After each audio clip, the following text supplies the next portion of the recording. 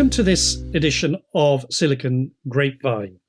My guest today is Maryam Rofougaran, CEO and founder of Movandi Corporation. Let me just tell you a little bit about Maryam before I get into discussion. So prior to co-founding Movandi, Maryam was instrumental in starting and building Broadcom's wireless business and in growing it to annual revenues of more than $3 billion. She joined Broadcom in 2000 through the acquisition of another company that she'd co-founded, Innovent Systems. Innovent was one of the first startups to commercialize RF CMOS and full SoC integration for Bluetooth and Wi-Fi. So Maryam, hello. Hi, how are you? So with that background here, you really have quite a very scientific and electronics background. You've got lots of patents and innovations.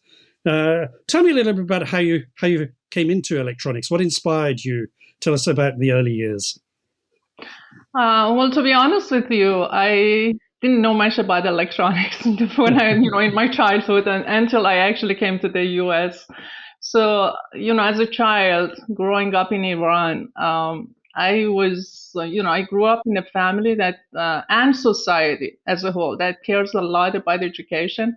In Iran, people do care a lot about education. So, but especially in my family, and for some reason, all of us, me, my brother, my sister, were strong, especially in math and logic. And I had a lot of interest in math and especially physics because the combination of the two was very fascinating to me. It helped me understand how things work on Earth, and so because of that, I used to really pay a lot of attention. One of my hobbies was trying to challenge myself with some of the most difficult physics and math problems when I had some free times, and that's basically the fundamental of me getting into science and eventually in engineering. But until I came to US after my brother first traveled here again, both of us came because we wanted to pursue our education and advance in it. He came first. He was about 4.5 years ahead of me, and I came 4 years later as soon as I got my high school diploma. And the very first place that he took me from the airport was the lab, the UCLA research lab that he was working in. And so I got into the lab, and that was my really first exposure into real, research and what was going on in electronics. And I saw it, and that really was very interesting. And that's how I got, kind of interested in that. And I think if I remember when you were at school and your younger years in Iran, you were very sporty, weren't you? Well, my dream was to actually get a Nobel Prize, like, Albert Einstein. Yes. But at the same time, I think I grew up in my mom, especially. She's like a pillar in the whole family, and she's had a lot of influence. But I think some of the characteristics that have been built in us is because of the way that she brought us up. And so no matter what, she actually loved me to get involved, all of us, to get involved with sports or painting at anything that we did, I wanted to become best. So, I would do my best to become so I was playing in a volleyball team. I was one of the key players in our team in volleyball. I was also, in gymnastics when I was younger. So yeah, very, kind of at the same time that I was very studious and nerd, I was also involved with other stuff that, I think was very helpful to me. So I think, I just imagine you with your maths and physics and your sports calculating the angle at which you want to sort of throw the ball to get it into the net. That sometimes comes to your mind when you're actually playing. Yeah, that helps. Yes. So, and talking of wanting a sort of inspired by Albert Einstein and sort of Nobel Prize, you're also in parallel when you came to the US inspired by, I think I read Steve Jobs and Bill Gates in terms of making an impact on people's lives. That's correct.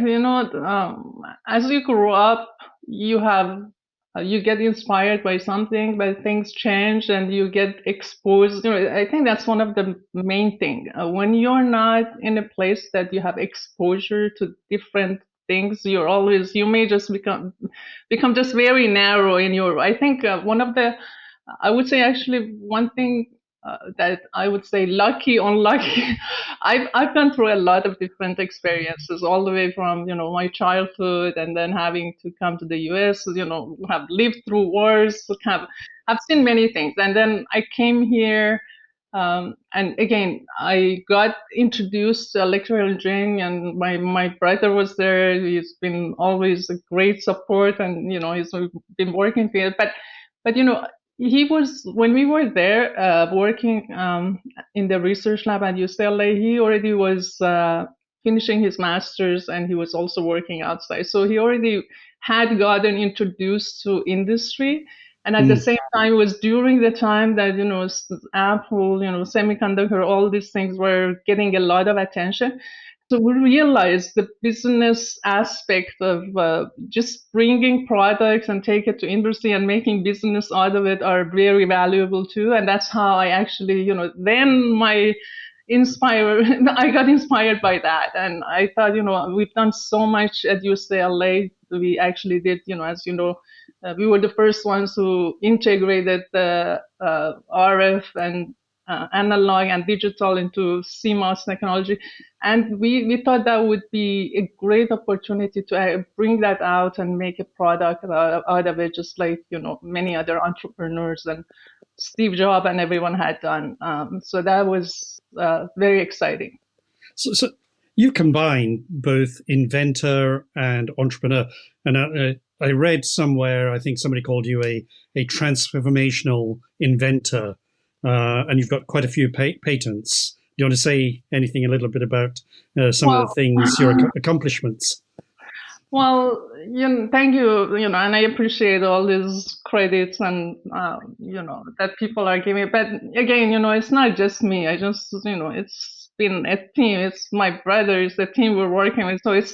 But again, one thing that me and my brother especially are very excited about, and we really want to push the boundaries. We're never content with the status quo, and it's not only in technology but also when it comes to business around it, and that basically gives you the opportunity to excite and motivate people around you as well, because a lot of people or engineers are looking for this kind of challenges, and so not only you bring excitement and motivation to people that you're working with, but also it creates things that later when you look at it, it's rewarding. So it's all about the end product. And I think I mentioned to you one time, when we had done a lot of work, we did things that had not been done with CMOS, etc.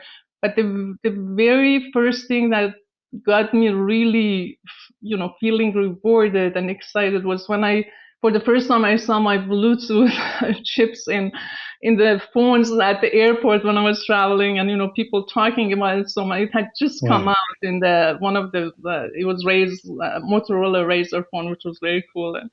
And then you look around and say, oh, it's something we actually contributed to, right? So. Yes. Yeah. And I mean, I think I gave you credit, and I think you quite rightly said it's a team and it's with your brother. But what's that chemistry you've done? Obviously, in event, you worked together when you came to the US, and then you've now got Movandi. What's the chemistry like working with a sibling? It's been great. It's usually, you always need partners, especially when you start a company or you're working. Who better than a sibling that you have worked with from the beginning and you trust, and because trust is really important, and you know that someone's there and you can talk to if things are bad, if things are good, and we have worked so much together that we know our styles. Doesn't mean that we never disagree on something, but we Sure. always know that both of us will come to the right conclusion and do the right thing. It's one of the key and most important thing in whether you do startup or you actually work in big companies as executive. You have to have people around you that you can work with and you can trust, and I think me and Reza have been since the day I came, even in Iran, but especially, when you're children, you also fight a lot more too. But since Yes. I've come here, we've worked together and he's been a great help. And it's been always good to have him, especially older than me, in a very male dominated field where, you're the only woman in the, Yeah. in the lab. Yeah. So, yeah. So tell us a little about that journey, and then we'll talk a little bit about Movandi. But from the lab, studying, in event, and then Broadcom. So just tell us about some highs and lows about that journey. So, it's been, again, I think we've been lucky and we've gone through a lot since we started our first startup, different timings and then, so again, we've been from the beginning, we've been entrepreneurs, but at the same time, many entrepreneurs come, and they just keep doing new stuff. So one thing about me, and I think that has helped me a lot, and I have learned a lot, is that it all started with basically what we were doing at UCLA and recognizing the opportunity that you can come out and start something new. So we were the very first, or mainly the ones who enabled CMOS integration, Mm. SoCs, that eventually, basically, all this connectivity you see today in the phones, etc., it was because of the work that we did at UCLA. And at that time, it was considered that it's impossible. You can't do it, right? Mm. So the very first prototype we did, although it was just prototype, nothing that looked like would even have possible to become product. We recognized that opportunity. We started Innovent System in '98. Henry's family actually was one of the part of that project as well on the digital side of it. Henry, who's the founder of Broadcom. So we started Innovent and we plan to take this and make products out of it, basically the know-how. So we did the very first SoC on Bluetooth with Yes. knowing that we're going to turn this into Wi-Fi later and all that. So we built that. We actually had the first chip and demo and prototype, and it was initial product. We got acquired by Broadcom. At that time, it made sense because we needed to build a whole operation, and we kind of knew that this would be very high volume. So the best thing was to merge and take opportunity of the fact that they have a big operation. So at Broadcom, we moved on and did Wi-Fi, and then we did all the connectivity, brought more and more integrators. So we remained to be the central and head of all the RF development at Broadcom, which went from Bluetooth only to Wi-Fi integration, then combos, then brought GPS. We even did cellular. So pretty much everything, 60 gigahertz for 16 years. And it was all good because we kept doing a lot of new stuff, as if we were still startup within a bigger startup. And then in 2016, we basically decided that we've done a lot here, and it's time to move on and try to do the next big thing, which we believe would be millimeter wave in the future. That would be that's challenging. It has its own challenges, and someone needs to basically focus to enable that. And And that's when we started how did Movandi. Broadcom feel when you said, "Okay, I'm leaving and I'm going to do this startup"? So at that time it was after the acquisition by Avago, and I think Oh, okay. and it's Broadcom is a great company. It remained to be a great company, but their focus is not doing the next generations, and It's more trying to make sure that the products maintain and they upgrade, etc. So it was fine. But before that, a few times, that we had thought about leaving. It was, they wouldn't. There was no way that we could leave. Okay, well, that's good. So tell us a little bit about Movandi now, because you've been making some waves in the millimeter wave. Oh, sorry, excuse the pun, but yeah, making some waves in the industry. How far have you got in that journey? So we've done a lot, actually. So from the beginning, many companies, when they look at millimeter wave, they think about components mostly, right? Chips and purely. So just like before, what we had done in the past, we're more of we look at actually the whole system, and we look at the challenges in that area. And as we all know, millimeter wave main challenge is basically the fact that it doesn't travel too far and it gets blocked. Those are the main challenges. Other than that, if those challenges were not there, it would be everywhere today, because we get I so remember much. when I first wrote about it with you, and I think we talked about sort of seeing round corners. Right.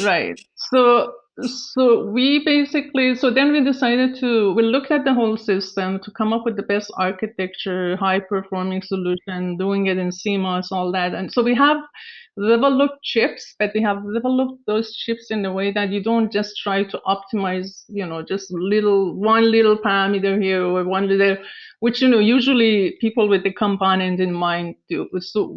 So it's we have designed them so that they're very high performing as a whole, cost effective, etc. And then programmable, and there is elements in it that you can use that to build solutions that can address the main fundamental challenge of millimeter wave, which is basically, we call it now smart repeaters. And if you look at the REL 17 of 3GPP today, that repeater has become sort of part of it. It basically has gone to almost what we had before, and there are a couple of other things that are added to it, but that's basically what we already have a lot of that built in our repeaters. So we were working with Verizon in the beginning, and to get these solutions, and then we're pretty much, all the most operators and companies we're working with. As a whole, millimeter wave is taking longer because, at the end of the day, operators need to start doing it more and spend more money, which is difficult for them. There needs to be a business case and a return on investment. Right, but a lot of these things it's a matter of time. Where at one point it's just gonna grow exponentially, and and by then there will be more devices that are gonna be, handhelds that are gonna be lower cost, lower power consumption. But at the same time, there will be more infrastructure built as well. But we actually are a big part of it because we're helping to bring that cost of deployment of infrastructure lower, and we've been showing that it's proven all that, and so we're hoping that soon, in the next year or two, this is going to pick up a lot more. But we're doing our part, working with all these big companies to make it happen. Yeah, I think one of the things that impressed me was the way you utilize existing infrastructure like street lamps, and I remember when we talked about the work you're doing with the street lamps. That's correct. And, if you look at it, there are so many of these strip lamps now that they already have this power socket on top. And some do have fiber, some don't. But for solutions like repeater, you actually don't care. It's a good thing because you don't need to have fiber there. But they all, because, they've been using cameras, all these street lamps do have the power socket. So, and with Ubiqua, you're talking about that company. Yes. They have already shown that this can be done for sub-6 small cells, etc., and they can easily take these repeaters, make it in a size and form that you don't have to go through a long time to get license permitted. So it makes it much faster And also, you just put that on top of that socket, and remotely, very quickly, you can set that up over the cloud and make sure that it's performing well. But it makes a lot of sense, and I think it will be the way that will go, and it will happen. Just, like everything else, takes some time for that to come in place. What are the things that excite you about the whole sort of wireless industry? Because I mean, already there's talk about 6G and things like that, but there's so much more still to do with what you're doing. What excites you? I mean, look at it.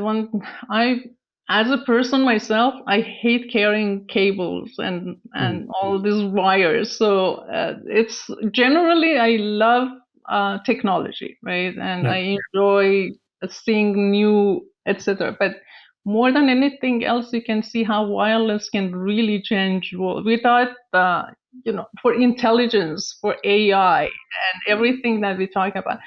For all this AI, the food for AI is data, right? And if you don't have data going into AI, all it's going to produce, it's going to be, some limited amount. The less information it has, the less it can be helpful for any application.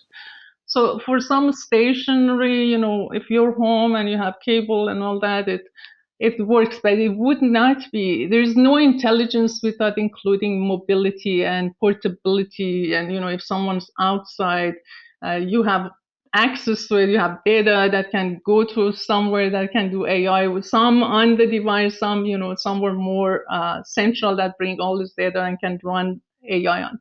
So I cannot imagine an intelligent world that we all talk about without advanced and more advanced wireless kind of world, right? So, and for that to happen, our network today is not sufficient. There are going to be so many sensors, so many devices.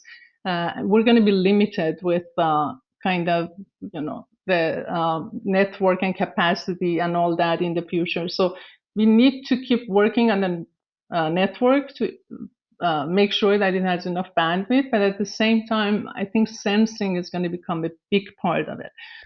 So it's going to be a combination of sensing with communication, telecommunication, to enable this whole world of AI and intelligence that everyone talks about, and AR, VR, and I'm very excited about being able to contribute to that. Yes, I think sensing is one of those areas where it's vital, because it feeds all, as you say, it collects all that data, and then it needs to go via the wireless or whatever networks to deliver that data. Yeah, it's pretty much your interface to the world where, all the data, it's like, like, what do you call it? Your camera to the world, collecting all those data and sending. Exactly. Yeah, but so that's why I think, you call it 6G, you call it anything you want. I think the next thing, bringing sensing with communication together, and I think details of it are still being defined, but the two need to work together with, backbone of AI to make this intelligent work. And what do you foresee Movandi as being in the next 2 or 3 years? Is it going to really sort of be one of these big influencers in this area? I would love to think so. It is. We're doing our whatever we can, and we're pushing as much as we can, and we're hoping that we can make difference and influence. I mean, this whole market, this whole is challenging, but at the same time, we've gone through challenges before. We've, and we're not just stopping to help push forward the technology one way or another. Okay, let's move on to a little bit more about you. So, what drives you? What makes you get up every day?